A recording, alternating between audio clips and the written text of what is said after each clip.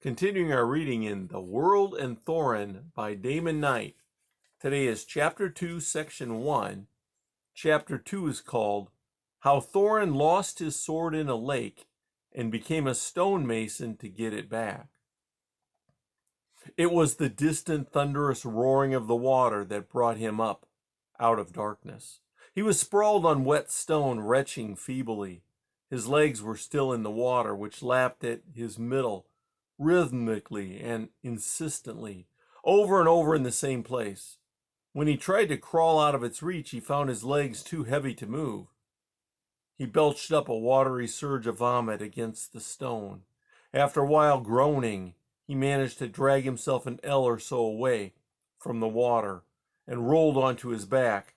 The light box was still bound to his arm, but its glow was so feeble that he could barely see it. When he looked up, the darkness pressed close against his eyes. The sound of the water roared endlessly off in the darkness. He could remember the water plunging up over his head, the helpless motion, the falling. There had been an unaccustomed freedom when he rolled over on the stone. Something was missing. He felt for the scabbard at his belt. It was there, but it was limp. The sword was gone.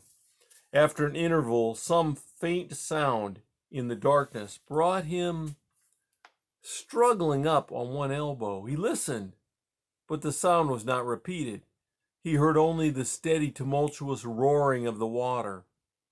On his right cheekbone there was a thumb-sized lump, still welling blood, and his shoulder felt as if someone had clubbed it.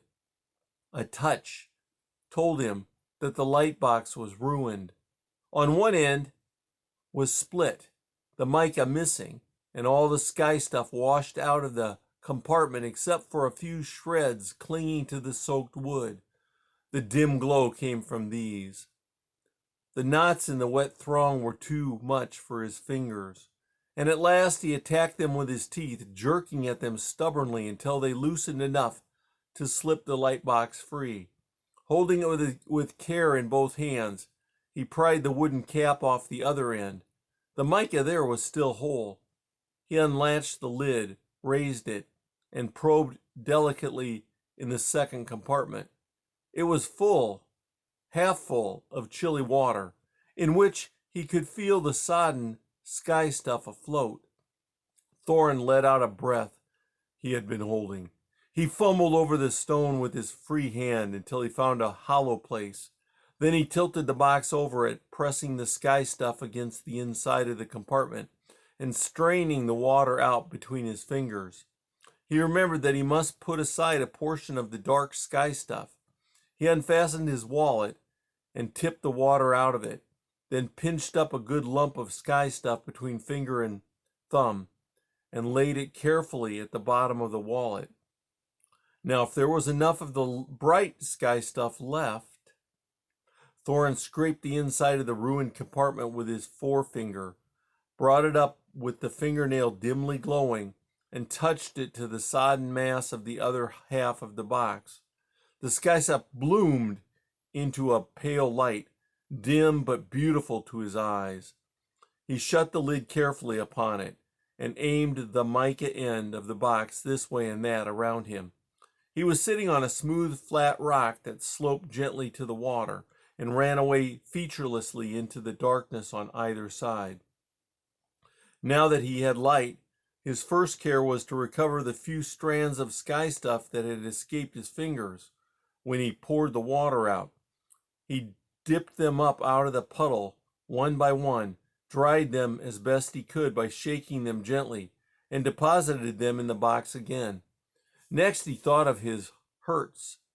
Dark sky stuff moistened and bound to a wound was said to be healing, but he had none to spare, nor any other simples. As for magic, he knew none. He could cast runes and find lost objects sometimes, but that was all. He climbed stiffly erect. His sopping garments clung to him.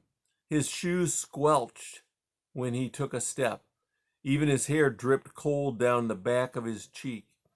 He turned toward the distant roaring sound and slowly began to hop along the edge of the water, holding the light box before him.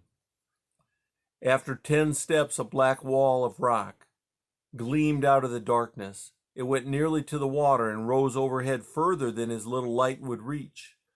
He turned away from the water, up the slope. After a few steps, the stone on which he had been walking ended and gave way to other slabs more uneven, higher, and of a smaller size, while the wall curved gradually back, away from the roaring sound until it ran parallel with the water. In 30 paces more, Thornton came to a head-high shelf on which some leathery fans of fungus grew. He pulled them down, found them white and doughy inside, with a strong stale odor.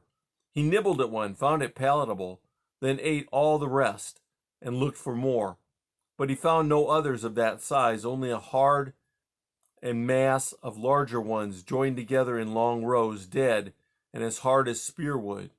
He turned away in disappointment, but after a moment, thinking better of it, he went back and broke loose some of the dead fungus.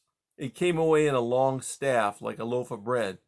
He examined the inner surface closely in the glow of the light box. It was porous and tinder dry.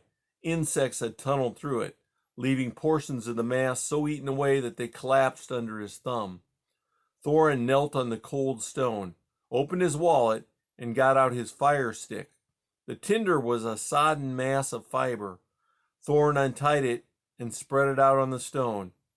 It might dry enough to be of use, he supposed, but that would take days. That's the end of section 1.